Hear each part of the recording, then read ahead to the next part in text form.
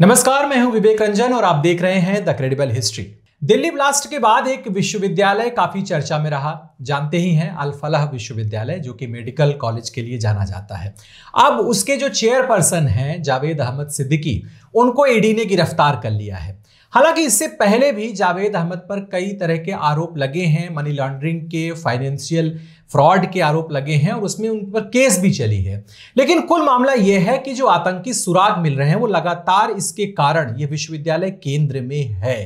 अभी तक जो अपडेट आ रहा है उसमें यह भी आया है कि कुछ कश्मीरी लड़के, जिसमें 3 लड़के कश्मीरी हैं और 10 ये संख्या है, उनमें से काफी बच्चे गायब हैं वहां पर। अब एजेंसियां अपनी जांच कर रही हैं। हालांकि इसी को लेकर के, इस मुद्दे को लेकर के कि विश्वविद्यालय में इस तरह की घटनाएं, खास करके प्राइवेट विश्वविद्यालय के नाम पर जो ये चल रहा है, इसको लेकर के सीधा हम चलते हैं अशोक कुमार पांडे सर के पास। सर, अल फलाह विश्वविद्यालय उसी दिन चर्चा में आ गया दिल्ली ब्लास्ट के बाद, और लगातार कोई ना कोई डॉक्टर, कोई ना कोई छात्र, इस बीच में ये भी अभी थोड़ी देर पहले खबर आई है कि विश्वविद्यालय ने कहा है कि पढ़ाई उसी तरीके से चलती रहेगी, किसी को परेशान होने की जरूरत नहीं है। इससे पहले भी हमने बात किया था कि कुलपति ने कहा कि ऐसा कोई ताल्लुकात, डायरेक्ट संबंध नहीं है।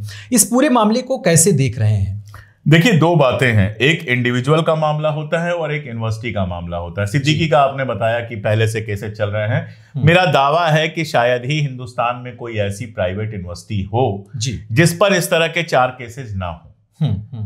प्राइवेट यूनिवर्सिटी बनाना कोई सस्ता काम नहीं है, मेरे या आपके बस की बात नहीं है। सैकड़ों करोड़ का मामला होता है, जमीन से लेके उसका बिल्डिंग बनवाना, एक्रेडिशन, लोगों को अपॉइंटमेंट देना, दुनिया भर का बहुत महंगा काम है। सस्ता काम तो है नहीं यूनिवर्सिटी बनाना। अब जब महंगा काम है तो उसके लिए पैसा जो है वो कहां से आता है, कैसे आता है, इसको लेकर हमेशा, चाहे वो कोई भी प्राइवेट यूनिवर्सिटी हो, हमेशा सवाल उठेंगे। ऐसे ही नहीं है कि बड़े बड़े नेताओं की प्राइवेट यूनिवर्सिटीज हैं। ये सब जो खुली हुई हैं प्राइवेट यूनिवर्सिटीज, शिक्षा के जो दुकान खुले, यूनिवर्सिटी छोड़ दीजिए, जो प्राइवेट स्कूल महंगे महंगे खुले हुए हैं, जांच हो तो सब में गड़बड़ी आएगी। हाँ, बिल्कुल। मेरा सवाल सीधे ये है जी कि कल तक अल फलाह यूनिवर्सिटी का जो संस्थापक जावेद अहमद सिद्दीकी था, उसको क्यों नहीं गिरफ्तार किया गया? अगर मनी लॉन्ड्रिंग का मामला है तो वो इस विस्फोट के बाद ही पैदा हो गया। क्या इस विस्फोट के पहले ईडी ने आंखें बंद कर रखी थी, काला चश्मा लगा लिया था, उसको अल फलाह यूनिवर्सिटी में कुछ दिख नहीं रहा था? अब क्या कहा जा रहा है कि महू में, इंदौर के पास महू में जो उनका मकान है, उस मकान को गिराया जाएगा। वो मकान इल्लीगल हो गया। कल तक लीगल था। विस्फोट होने के बाद आपको पता चला कि मकान इल्लीगल हो गया। पहले मकान इल्लीगल नहीं था, पहले मकान पूरी तरह से लीगल था। सोच के देखिए, आप खुद सोच के देखिए कि ये तमाशा, कि मतलब कल तक कोई बात नहीं थी, अचानक आज ये आ गया, मकान भी गिराया जा सकता है, बुलडोजर भी चलेगा। यहां तक आ गया कि उसके भाई के ऊपर कोई 15-20 साल पुराना मुकदमा है और उसमें उसको गिरफ्तार किया जाएगा। क्या मतलब है इसका? 20 साल से आप नहीं गिरफ्तार कर रहे थे, 20 साल से मुकदमा अपने घर बैठा हुआ था और विस्फोट हो गया। क्या इस विस्फोट में उसके भाई का कोई रिश्ता है? क्या जावेद अहमद सिद्दीकी का सीधे इस विस्फोट में कोई रिश्ता है? अगर नहीं है तो इन सब बातों का कोई मतलब नहीं है। ये सिर्फ रेगुलर कार्यवाहियां कही जा सकती हैं। इस देश में मनी लॉन्ड्रिंग, पैसे का लेन देन वगैरह वगैरह के करोड़ों आरोप होंगे, उनमें से एक आरोप ये भी है। बस फर्क इतना है कि ये आरोप दिल्ली विस्फोट के बाद आया। ये हो गया मामला इंडिविजुअल का। जी, इंडिविजुअली वहां के कुछ डॉक्टर्स रिस्पॉन्सिबल हो सकते हैं, इंडिविजुअली वहां के कुछ स्टूडेंट भी हिस्सा हो सकते हैं, बिल्कुल। इंडिविजुअली कोई भी हो सकता है। आप बताइए, दिल्ली यूनिवर्सिटी का कोई प्रोफेसर मान लीजिए कल को पकड़ा जाए किसी कांड में, तो क्या यूनिवर्सिटी को आप बंद करा देंगे?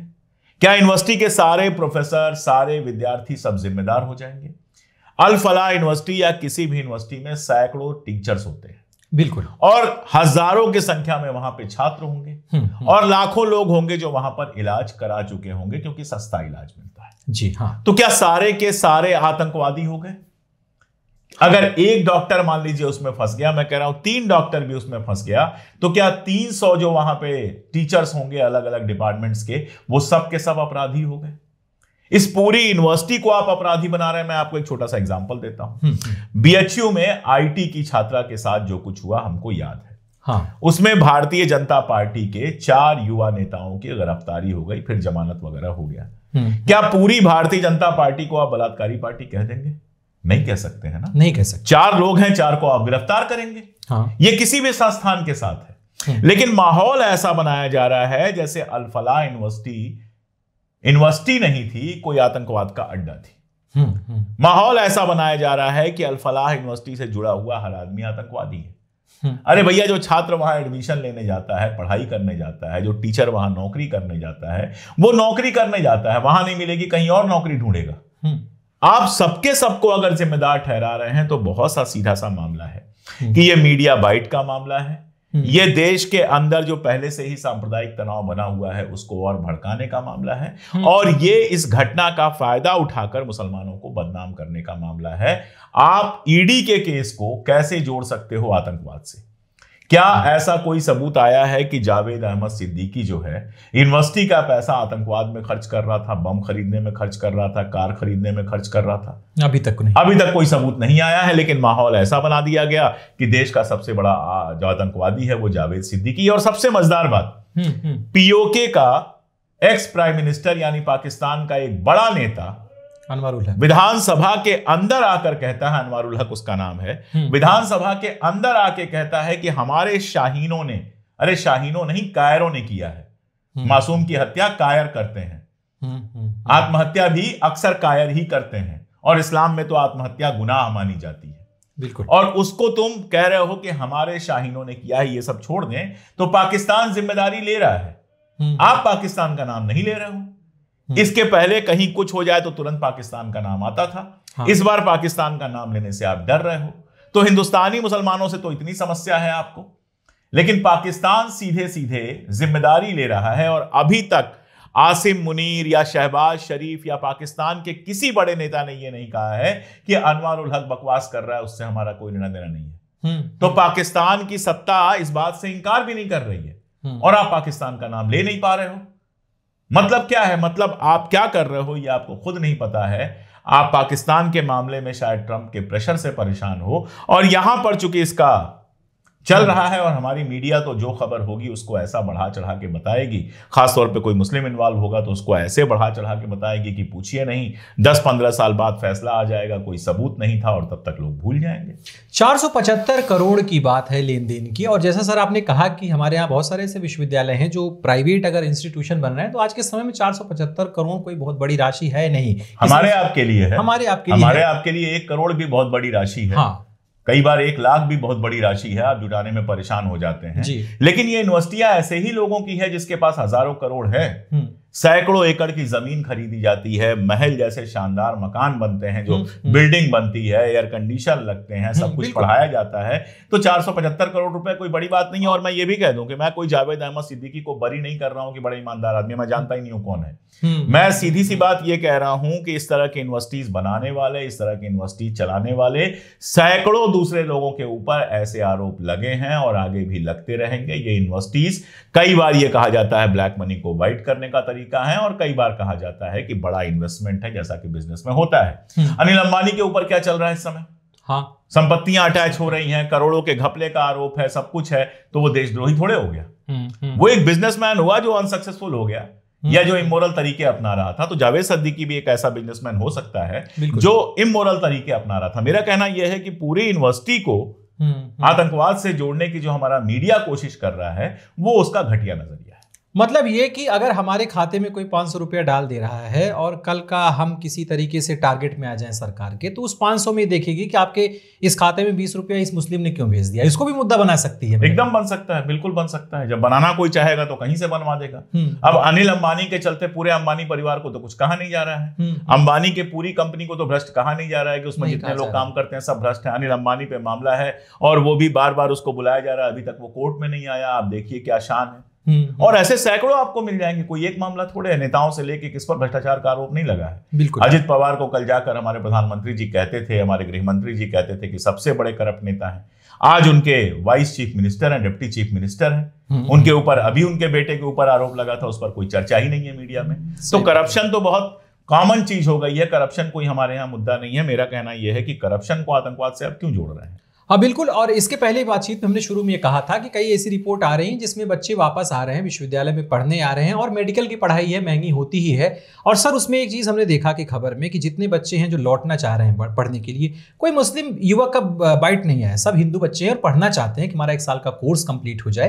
खैर, उसके साथ साथ हम इस पर भी बात कर लेते हैं निजी विश्वविद्यालय को लेकर, क्योंकि मुस्लिम नाम पर या अरबिक नाम पर है तो मुस्लिम को टारगेट करने का पूरा प्लान एक तो कहा ही जा सकता है इसको, लेकिन इसके साथ साथ जो और गैर हिंदू संस्थान हैं, दूसरे धर्मों के संस्थान, जैसे इलाहाबाद का ही हम केस ले लें सर, जो वहां पर शुवार्ट्स विश्वविद्यालय है। प्रयागराज कहिए वरना आपके ऊपर केस हो जाएगा। हाँ ठीक है, प्रयागराज ही, जो सुनना चाहते हैं प्रयागराज, जो दिल में बसते हैं वो इलाहाबाद। शुवार्ट्स को लेकर के भी चीजें ऐसी हाँ हुई थी, अभी हाल में कोर्ट ने फैसला दिया बाकायदा, वहां के प्रिंसिपल को परेशान किया गया था धर्मांतरण वगैरह के चक्कर में, बाद में निकला कुछ भी नहीं था। हाँ। तो ये हमारे यहाँ एक जो है 540 यूनिवर्सिटीज हैं और मैं कह रहा हूं कि इनमें से 500 यूनिवर्सिटीज आपको ऐसी निकलेंगी कि अगर जाके खातों की जांच करना शुरू करेंगे तो कुछ ना कुछ छोटी या बड़ी गड़बड़ियां निकलेंगी। तो एक लाइन में एक ही बात मैं बार बार दोहरा रहा हूं कि उससे उस यूनिवर्सिटी में काम करने वाला हर आदमी भ्रष्ट नहीं हो जाता है। बिल्कुल ऐसे ही अल फलाह यूनिवर्सिटी से जुड़े हुए अगर कुछ लोगों ने आतंकवादी कार्रवाई का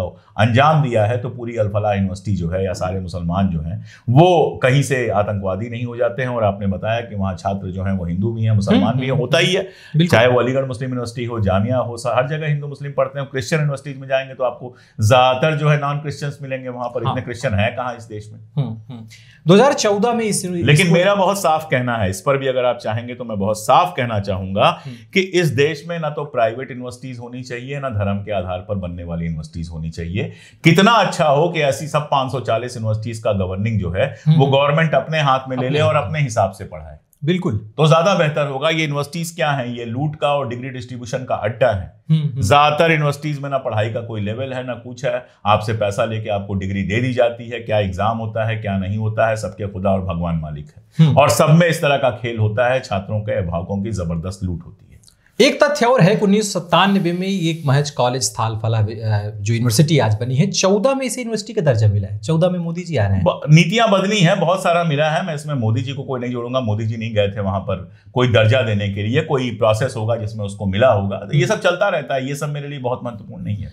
ठीक है, चलते हैं सवाल जवाब पर आ जाते हैं, और कुछ सवाल हैं और कुछ प्रतिक्रियाएं हैं। तो 2 प्रतिक्रियाएं हमने ली हैं, हमारे दर्शक बहुत अच्छे से देखते रहते हैं, उनका तो बहुत बहुत शुक्रिया, जो तारीफ करते हैं, बताते हैं कि वीडियो बहुत अच्छा है, हैट्स ऑफ भेजते हैं, थैंक यू भेजते हैं, जानकारियों के लिए शुक्रिया कहते हैं। लेकिन सवाल से शुरू करते हैं। AR चौधरी, सबसे पहले तो अगर आप वीडियो देख रहे हैं तो पूरा नाम ज़रूर अपने कमेंट के बाद लिख दें, क्योंकि मेल से पूरा नाम समझ में नहीं आता। फिर भी AR चौधरी ने लिखा है, क्या भारत में 2 तरह का संविधान कानून है जिसमें हर संस्थान को अपना रजिस्ट्रेशन कराना जरूरी है, लेकिन RSS को रजिस्ट्रेशन से छूट मिली हुई है, उसे अवैध संस्थान? ये बिल्कुल ठीक बात कही आपने, ये सवाल हमने उठाया ही था। 80 सालों से, आजादी के बाद के 80 सालों से पहले के 20 साल आप छोड़ दीजिए, RSS यहां पर काम कर रही है, सबका शासन रहा, कांग्रेस का भी शासन रहा, समाजवादियों का भी शासन रहा, भाजपा का भी शासन रहा। इस संस्था को रजिस्टर करने के लिए प्रेशराइज क्यों नहीं किया गया, ये मेरा सवाल बहुत साफ है। और आप ठीक कह रहे हैं, अगर आप एक छोटा सा NGO खोलने जाएं तो भी आपको तमाम लीगल प्रोसेस पूरे करने पड़ते हैं। अगर आप ट्रस्ट रजिस्टर कराएं तो भी आपको तमाम लीगल प्रोसीजर्स हैं फॉलो करने होते हैं। कंपनी रजिस्टर कराने में तो आपकी बिल्कुल बढ़ जाती है, आपको GST हर महीने भरना है, सब कुछ करना है। लेकिन RSS इतना बड़ा संस्थान है, करोड़ों की संपत्ति है, इतने बड़े बड़े दफ्तर हैं, इसका रजिस्ट्रेशन अब तक क्यों नहीं हुआ है, इसका जवाब तो मिलना चाहिए। आनंद वंशी इसी में जोड़ रहे हैं कि संघ देश की एकता और अखंडता के लिए खतरा है। आप ऐसा मानते हैं तो अच्छी बात है, मैं तो मानता हूं कि खतरा है। मैं तो मानता हूं कि धर्म आधारित हर संगठन इस देश की एकता और अखंडता के लिए खतरा है। 2 सवाल एक जैसे हैं सर, जिसमें फरदीन अंसारी हैं और मोहम्मद उमर। उन्होंने SIR को लेकर के ही ये सवाल किया है कि SIR क्या देश को गुलामी की तरफ ले जा रहा है, और उसी में मोहम्मद उमर भी जोड़ रहे हैं कि सरकार क्या SIR के माध्यम से या इसको लागू करके संविधान बदलने की कोशिश कर। देखिए, SIR जिस तरह से बिहार में लागू हुआ है, जिस तरह से जल्दीबाजी में लागू हुआ है, बहुत बड़ा सवाल तो खड़ा करता है। यूपी से भी तमाम सारी शिकायतें आ रही हैं, कल के वीडियो में मैंने उस पर डिटेल में बात की थी। चाहे वो अलीगढ़ हो, चाहे गोरखपुर हो, चाहे बाकी सारी जगह हो, ढेर सारी शिकायतें SIR को लेके आ रही हैं। और एक आम शिकायत यह है कि भाजपा का BLA जिस नाम को लेके जाता है वो तुरंत दर्ज हो जाता है, लेकिन विपक्ष के BLA जिस नाम के लिए मेहनत करते हैं वो नाम कई बार काट दिए जाते हैं। और जो नाम काटे गए हैं, चाहे वो बिहार हो चाहे बाकी जगह हो, जो नाम काटे गए हैं उनमें से ज्यादातर ऐसे नाम हैं जो विपक्ष को वोट देने का काम करते थे। मेरा सवाल यह है कि आखिर इतनी जल्दीबाजी में एसआईआर क्यों लाया गया? अगर एसआईआर करना ही था, आपको इंटेंसिव रिवीजन करना था, तो उसके पहले एक इंटेंसिव डिबेट क्यों नहीं हुई कि इस एसआईआर में क्या होगा और क्या नहीं होगा? और ऐसी क्या जल्दीबाजी है? अभी लोकसभा चुनाव जिस लिस्ट पर हुआ था उस लिस्ट में ऐसा ड्रास्टिक चेंज करने की क्या जल्दीबाजी है? और आपको बताऊं कि स्पेशल रिवीजन हर चुनाव के पहले होता है। बिहार में भी स्पेशल रिवीजन हुआ था लोकसभा के बाद। उसके बाद ऐसी क्या जल्दीबाजी थी कि महीने भर के अंदर एसआईआर कराया जा रहा है? तमाम जगहों से जो बीएलओज हैं उनकी आत्महत्या की, उनके परेशान होने की, उनकी तबीयत खराब होने की, उनके शोषण की खबरें आ रही हैं। यूपी में एफआईआर दर्ज किया जा रहा है। ऐसी कौन सी इमरजेंसी थी? ये सवाल है। और यह सवाल इसलिए भी है कि मुख्य चुनाव आयुक्त को अब सरकार चुनती है, क्योंकि जो मीटिंग होती है उसमें एक प्रधानमंत्री होते हैं, एक मंत्री होते हैं, एक विपक्ष के नेता। पहले वहां पर मुख्य न्यायाधीश हुआ करते थे, तो हम कह सकते थे कि एक प्रधानमंत्री, एक मुख्य न्यायाधीश, एक विपक्ष के नेता, तो निष्पक्ष तरीके से चुना जा रहा है। लेकिन अभी मुख्य चुनाव आयुक्त को सरकार चुनती है, तो उनके फैसलों पर सवाल तो होगा। अब हम लोग के लिए सर एक नसीहत आई हुई है, इसको जरूर पढ़ देते हैं। राकेश गुप्ता ने बहुत ही, हमें लगता है, भावुक होकर के ये लिख दिया है कि जब हम लोगों को मुसलमानों से धोखा मिलेगा तब हमारी बुद्धि खुलेगी। और उन्होंने संबोधित किया है हम लोग के लिए कि इतिहास से नहीं सीखा, कश्मीर में क्या हो रहा है। नहीं, मैंने इतिहास से बहुत सीखा है। आप मुझे बताइए कि भगत सिंह को धोखा किसने दिया था? आप मुझे बताइए कि पृथ्वीराज चौहान को धोखा देने वाला जय सिंह हिंदू था कि मुसलमान था? आप मुझे यह भी बताइए कि गुरु गोविंद सिंह के बच्चों की हत्या करने में औरंगजेब की मदद किसने की थी? किसने गुरु गोविंद सिंह के बच्चों की गिरफ्तारी में मदद की थी? चलिए मैं आपसे और भी आगे पूछ लेता हूं। आप मुझे यह बता दीजिए कि जब हमारे जो एनएसए, नेशनल सिक्योरिटी एडवाइजर हैं, वो मंच से कहते हैं कि पाकिस्तान के लिए जासूसी करने वाले 80% हिंदू हैं, तो इस पर आपकी क्या टिप्पणी है? और रहा सवाल कश्मीर में, तो कश्मीर में अगर शेख अब्दुल्ला ने हमारा साथ नहीं दिया होता तो कश्मीर भारत का हिस्सा बन ही नहीं पाया होता। तो फिर कश्मीर में मुसलमानों ने कैसे धोखा दिया, ये भी आप मुझे समझा दीजिए। और ये बताइए, निजी तौर पे आपको कोई धोखा मिला है कि केवल व्हाट्सएप के भरोसे आप ये पूरा का पूरा कंसेप्ट बना के बैठे हैं? 51 साल मेरी उम्र होने वाली है, जनवरी में हो जाएगी। मुझे आज तक किसी मुसलमान ने कोई धोखा नहीं दिया, जबकि मेरे सैकड़ों मुस्लिम दोस्त हैं। तो धोखेबाज हिंदू भी हो सकता है, धोखेबाज मुसलमान भी हो सकता है। ये नीयत का मामला है, धर्म, जाति और बाकी सब का मामला नहीं है। गुप्ता जी, आपके खानदान में जरूर बिजनेसमैन रहे होंगे, पुराने रहे होंगे। अगर आप नौकरी कर रहे हैं तो, अगर आप संयोग किस्मत वाले हैं, आपको नौकरी मिल गई है, तो आपके खानदान में जरूर लोगों ने बिजनेस किया होगा। कभी अपने खानदान वालों से पूछिएगा कि बिजनेस में धोखा उनको किसने दिया। गुप्ता जी, जरूर आप बुरा नहीं मानेंगे, क्योंकि सवाल आपका था। हमने भी आपकी बात का बुरा नहीं माना, आप हमारी बात का क्यों बुरा मानेंगे? आपने सवाल पूछा है तो हम जवाब दे रहे हैं, हमारा काम है ये। बिल्कुल, सवाल, जवाब और प्रतिक्रिया, नसीहत, सब कुछ हम लेंगे और कोशिश करेंगे कि हम, आप अगर गुस्सा होकर के हमसे कुछ सवाल कर रहे हैं तो हम उसको मुस्कुराते हुए जवाब दें। तो इसी तरह से देखते रहिए द क्रेडिबल हिस्ट्री।